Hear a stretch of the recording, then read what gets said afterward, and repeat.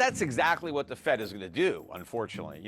When the Fed is surprised by the fact that we go into a severe recession and inflation actually gets worse, right, which is a situation that they think is impossible. They think, well, if we go into a deep recession, at least we won't have inflation to worry about anymore, and we can just go back to what we've been doing, which is creating inflation. But if we go into a severe recession and inflation is still high, well, they're out of tricks, right?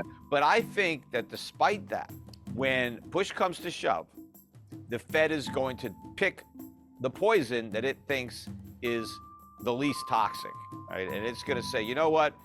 Inflation is bad, but a financial crisis and a depression is worse. So we're just going to have more inflation. We're just not going to get back down to 2%, maybe 3 or 4%, whatever they're going to say. But hey, we're never going to get to 2 because the cost of getting there is too high. So we're just going to have to get used to living in a world with higher inflation because it's better than the alternative. Now, it's not better than the alternative. It's way worse. But the Fed and the government won't know that. And even if they do know that, all they really care about is the short run. And yes, if the poison they pick is inflation and they go back to QE and they cut rates, even though inflation is still high, the short-term pain will not be as great as if they did the right thing and continued the inflation fight. In fact, turned it into a real fight with big cuts in government spending, which is, of course, you're not going to fight inflation unless you get rid of these deficits. So we need spending cuts, maybe tax increases if we can't get spending cuts. Spending cuts are my preference. Tax increases would be the next choice, and not on the rich. Unfortunately, that's not going to work. So you got to raise taxes on the middle class and the working poor. So I'd rather cut spending to do that. But the inflation tax hits the poor harder than a sales tax would. When the politicians have to decide pain now or pain later, well, that's a no-brainer for the politicians. It's pain later, because later I might not be in office anymore. In fact, if we have pain now, I won't be in office because I'm going to lose the next election. So the way to minimize my own pain as a politician is to kick the can down the road, right? So I'm going to do whatever it takes to get me reelected. So if inflation now means pain later instead of now, even if it means some pain now, but the worst pain is later on, that's what I'm doing. The politicians will always sell out the long-term interests of the country for their own political benefit. And so that's what's going to happen. And the central bankers are really no better than the politicians. I mean, they're really political animals there. And they're going to make the same choice. They're going to choose pain later because, as far as Powell is concerned, hey, I'm just going to finish out my term and it's somebody else's problem, right? Don't blame me, right? I don't want to be the one that gets blamed for all this pain. Let it happen on somebody else's watch. The only time that they will do the right thing, potentially, I mean, it's not a guarantee, but let's say we're at a real crisis, right? Where the dollar is imploding, prices are skyrocketing, right? Inflation is, we're on the verge of becoming, Argentina or Zimbabwe, where it's like, it's going to be awful with, price control, shortages, riots, looting, civil unrest. I mean, things are just, it's just like an apocalyptic environment, right? In that environment where it's like, crap, no matter what we do, we're screwed. Maybe then they'll do the right thing. It's like but they're going to exhaust all the other possibilities. They would have done everything they could possibly do wrong. And then it's that, okay, no matter what we do, we're screwed. Maybe then they'll do the right thing, assuming they understand what the right thing is. I'll be there to tell them, but the question is, will they listen? It's going to lead me into the next question here is like, what is it that they are going to do for this next issue, or what is it that they are planning on doing to create like the monetary stimulus or whatever that's coming? Central bank digital currencies. What's going on here? This seems to be pushed worldwide and almost guaranteed to be coming. Yeah, but that's more an element of government control than monetary policy, although it may make it easier for governments to inflate the money supply and to try to target their so-called stimulus. Because, sometimes they get frustrated. They send people stimulus checks and they don't necessarily spend the money. Oh my God, maybe they save it. And so what they could do is say, hey, instead of stimulus checks, we're going to give you some digital money with an expiration date.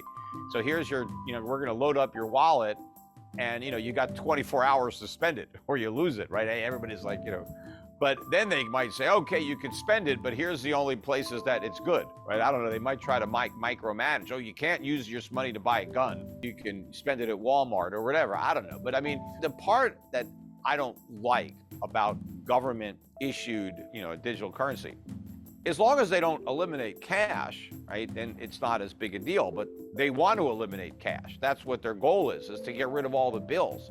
So you have no alternative but that digital currency. And the reason I don't want to live in a world where you're stuck using a digital currency for every transaction you make, and there's no way to transact in private, is that the government knows every single thing you spend money on. And that can give governments a lot of information about you, even if you're not spending the money illegally. For the government to know everything that you like, every cause that you support, everything that you do, they can create a profile of you, and potentially that they could use that profile in ways that could be harmful to you. And a lot of the things that you're doing today with your money may be legal, but what if they're illegal in the future? Because people just assume that governments are benevolent and they're good, but they tend to get very corrupt and get very evil. And a lot of times the governments become the bad guys and the resistance is the good guy. And how do you overturn a corrupt government? Well, it's a lot more difficult if that corrupt government knows every single thing you're doing and can see all the places that you're spending your money. And they can crack down on anybody that becomes part of a resistance. And once the government knows that it's harder for the people to resist tyranny, well, they're more likely to become tyrannical. So it becomes a self-perpetuating prophecy.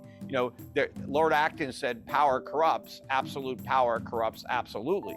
And so the more power you give government, the more corrupt government becomes. So you always want to be vigilant when it comes to government. You don't want to give up your liberties just because, you'll get some extra safety.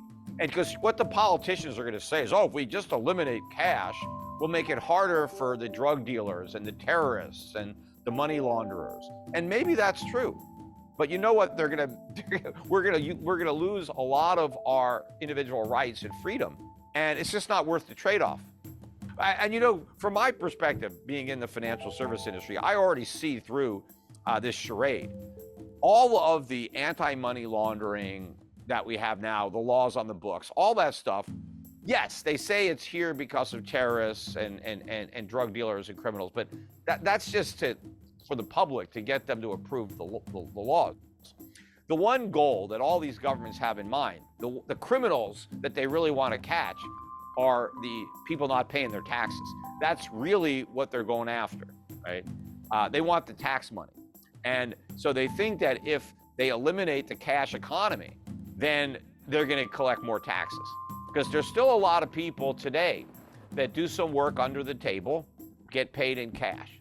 That's who the government is going after, not the drug dealers, right? It's the guy that's driving his Uber and he's getting some money in cash, or he's doing some odd jobs. And that's why they now want all these payment companies to report all these small transactions, like $600 or more. They want all these transactions reported. Why? Because people were having income and they weren't paying taxes.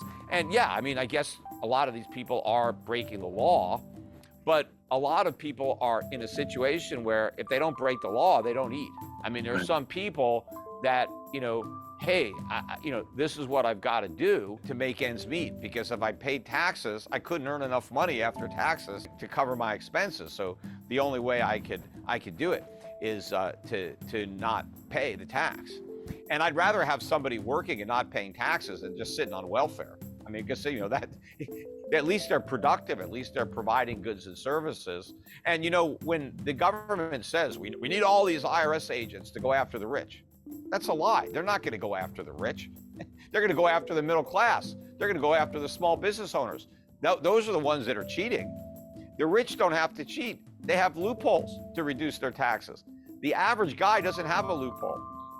So his loophole is, well, I'm going to make some money on the side and I'm not going to report it, right? Or I'm going to exaggerate some of my deductions. But you know, the minute you eliminate cash, they crack down on the underground economy.